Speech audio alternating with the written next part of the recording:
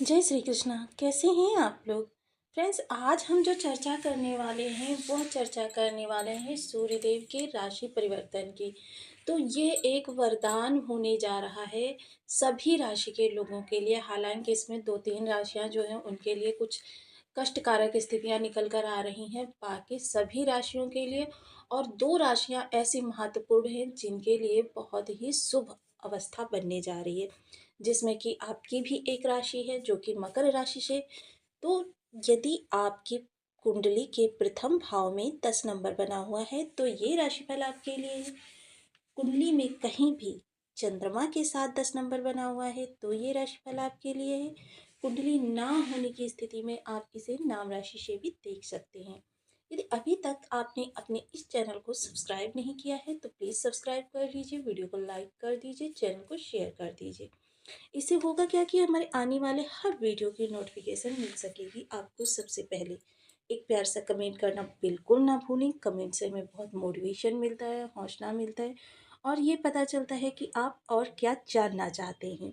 तो देखिए, बेहद महत्वपूर्ण यह वीडियो होने जा रहा है क्योंकि 1 माह के गोचर की संपूर्ण राशिफल यहाँ पर हम बताने जा रहे हैं, जो कि आपकी लग्नगत सूर्यदेव का गोचर होने जा रहा है, जो कि अभी तक द्वादश भाव में थे। और द्वादश भाव में ये आपके लिए कुछ निगेटिव परिस्थितियाँ, कुछ पॉजिटिव परिस्थितियाँ दोनों ही क्रिएट कर रहे थे। क्योंकि द्वादश भाव एक त्रिक भाव था, तो त्रिक भाव में ग्रहों के राजा सूर्य देव का जाना, हालांकि घर मास यानी कि गुरु की राशि में होने के कारण यह उतने नेगेटिव प्रभाव नहीं प्रदान करते हैं, किंतु यहाँ पर जैसे जाते ही ये केतु के नक्षत्र में आ जाते हैं, जिसकी वजह से कुछ दुष्प्रभाव आपको प्राप्त होते हैं।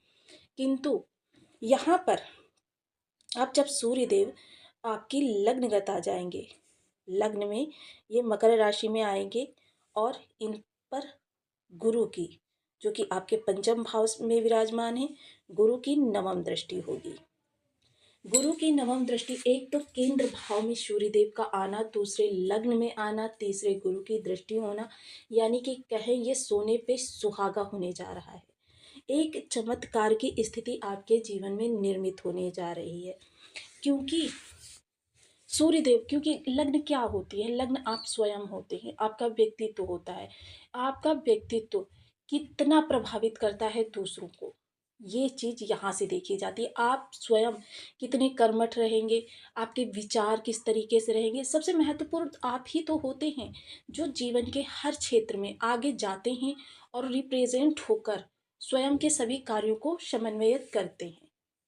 तो यहाँ पर सूर्यदेव जब लग्नगत आएंगे, देखिए एक चीज तो आपके साथ होगी जो दुष्प्रभाव आपके लिए है, वो मैं पहले ही बता देना चाहूंगी कि इस समय आपके अंदर अहंकार की अधिकता होगी।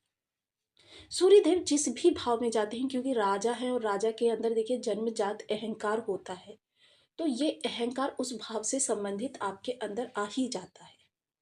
इसको थोड़ा सा यदि नोटिस करके इग्नोर करेंगे, इसको हटाने का प्रयास करेंगे, तो फिर यह गोचर काल आपके लिए वरदान साबित हो जाएगा।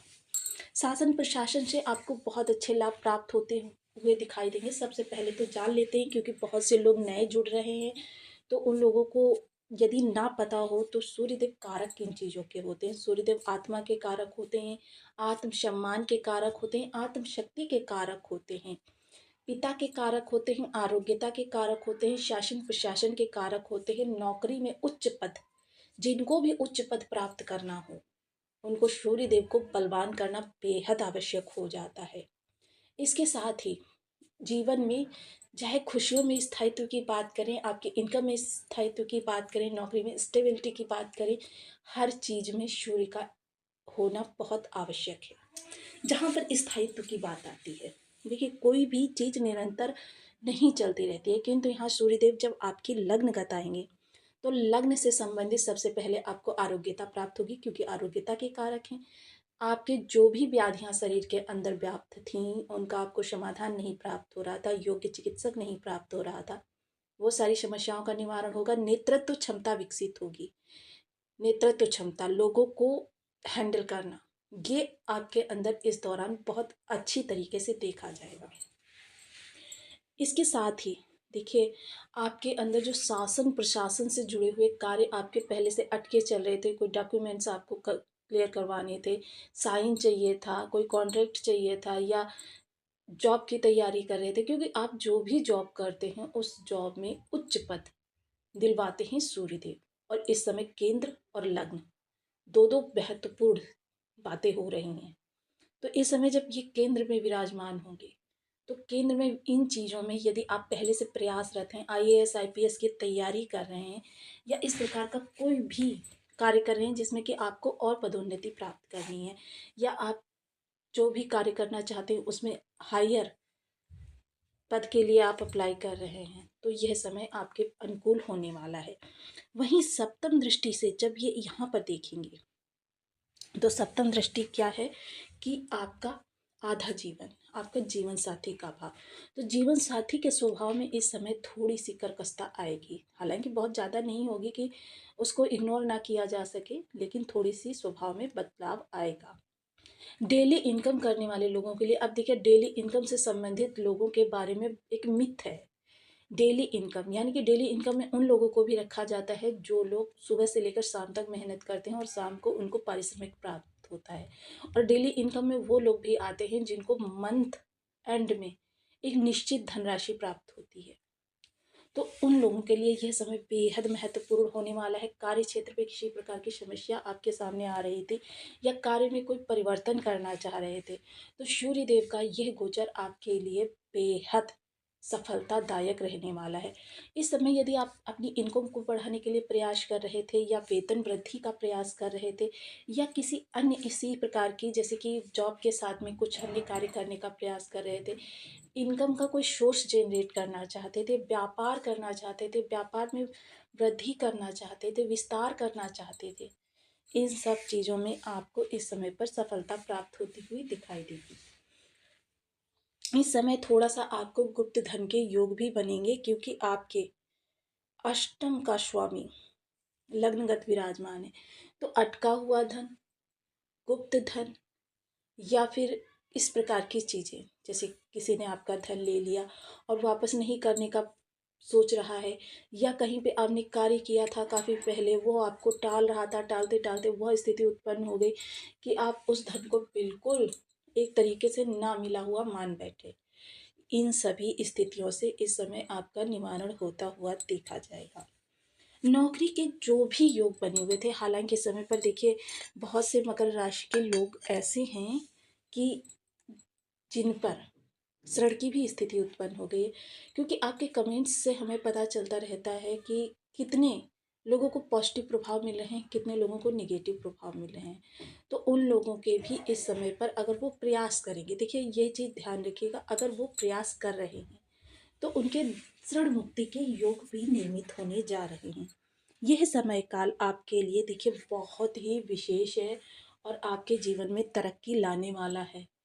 जीवन एक नई आशा की तरफ चलने वाला है, कि आपको सामने से चलकर किसी, अगर आपने नई जॉब के लिए या नए व्यवसाय के लिए किसी से बात कर रखी है, तो सामने से चलकर आपके व्यवधान हटते हुए दिखाई देंगे, कि लोग सामने से आकर कहेंगे कि हाँ आपका फला फला कार्य अब पूर्ण होने वाला है, और अब आप फला फला डेट से इस कार्य को प्रारंभ कर सकते हैं। देखिए पिता के साथ रिश्ते अच्छे होते हुए दिखाई देंगे, क्योंकि पिछले समय में पिता के साथ आपकी मतभेद की स्थिति बनी हुई है। इस समय पर देखिए सूर्य संबंधी व्यवसाय करने वाले, जैसे कि कोई शासन प्रशासन से जुड़कर किसी प्रकार का कॉन्ट्रैक्ट कर रहे हैं, शासन प्रशासन से जुड़कर कोई ऐसा कार्य कर रहे हैं कि जिसमें लाल वस्तुओं का उद्योग कर रहे हैं, तो इन सब चीज़ों में इस समय पर आपको अपार सफलता प्राप्त होने वाली है। पिता के कार्य व्यवसाय में भी इस समय पर उन्नति होती हुई दिखाई देगी। जीवन साथी हालांकि स्वभाव तो बेशक उनका रूढ़ हो जाएगा, लेकिन आपके लिए सहयोगी साबित होने वाले हैं। तो यहाँ पर देखिए जिन लोगों को भी इससे इतर प्रभाव प्राप्त होते हैं, उन लोगों के लिए एक विशेष बात मैं कहना चाहूँगी कि उन्हें उपाय करना बेहद आवश्यक होता है। और वैसे भी किसी भी गोचर का यदि हमें लाभ और ज़्यादा बढ़ चढ़ कर प्राप्त करना है, तो उपाय अवश्य करने चाहिए। और सूर्यदेव एक प्रत्यक्ष देवता है कि जिनका उपाय करने से हमें तुरंत प्रभाव मिलने प्रारंभ होता हैं। इसके लिए ओम घड़ी सूर्याय नमः इस बीज मंत्र का आप 1 माला, 2 माला, 5 माला, 7 माला, 11 माला का जप नियमित अपनी सुविधानुसार करना प्रारंभ करें। एक तो आप ये नियम से करें। दूसरा क्या है, क्योंकि कर्म सबसे प्रधान होता है और जब कर्म में स्थायित्व आ जाता है तब फिर समझ लीजिए कि आपके जीवन की समस्त बाधाएं या 11 भावों से आने वाली दिक्कतों का निवारण भी होता रहता है। जब तक धन नहीं होता है तब तक व्यक्ति बिल्कुल नगण्य रहता है, कितना भी योग्य हो, कितना भी बुद्धिमान हो, कितना भी उसके अंदर ज्ञान का भंडार भरा हो।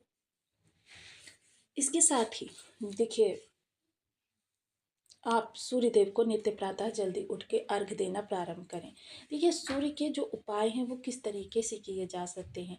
अगर आपका ग्रह अच्छा है तो क्या है कि आप उसके लिए रत्न धारण कर सकते हैं। ग्रह आपका दुष्प्रभाव दे रहा है तो उससे संबंधित चीज़ों का दान करें, जैसे गेहूँ हो गया, लाल कपड़ा हो गया, ये चीज़ें आप दान करना प्रारंभ करें। अगर ग्रह आपको पता नहीं है किस प्रकार के प्रभाव दे रहा है आपको, तो बीज मंत्रों का जाप करें, अन्यथा आप रुद्राक्ष धारण कर सकते हैं। तो यहाँ पर सूर्य के लिए आप रुद्राक्ष भी धारण कर सकते हैं। रुद्राक्ष में एक विशेषता होती है। रुद्राक्ष जो होता है, हालांकि मैं यहाँ पर किन्हीं चीज़ों की शेल करने के लिए बात नहीं कर रही हूँ, लेकिन आपको समस्याओं का निवारण बता रही हूँ। रुद्राक्ष धारण करने से क्या होता है, वो आपकी जो भी ग्रह की नकारात्मकता है उसको समाप्त करता है और उसकी सकारात्मकता को आपके ऑरा में बढ़ाता है। तो आप इन 4 उपायों में से कोई भी उपाय कर सकते हैं। इसके अलावा देखिए, कुछ विशेष उपाय जो हर समय आपको अपनी आदतों में शुमार करने चाहिए। एक तो पिता के सानिध्य में जितना ज़्यादा अच्छा समय व्यतीत कर सकते हैं, पिता का आदर सम्मान करें, ये सब चीज़ें आपके लिए बहुत आवश्यक हैं। तो ये वीडियो आपको कैसा लगा मुझे कमेंट बॉक्स में ज़रूर बताएं। ज़्यादा से ज़्यादा मित्रों के साथ शेयर करें ताकि अन्य लोग भी इन चीज़ों का लाभ उठा सकें। मिलती हूँ नेक्स्ट वीडियो में, तब तक के लिए नमस्कार। अपना ध्यान रखें, स्वस्थ रहें, मस्त रहें।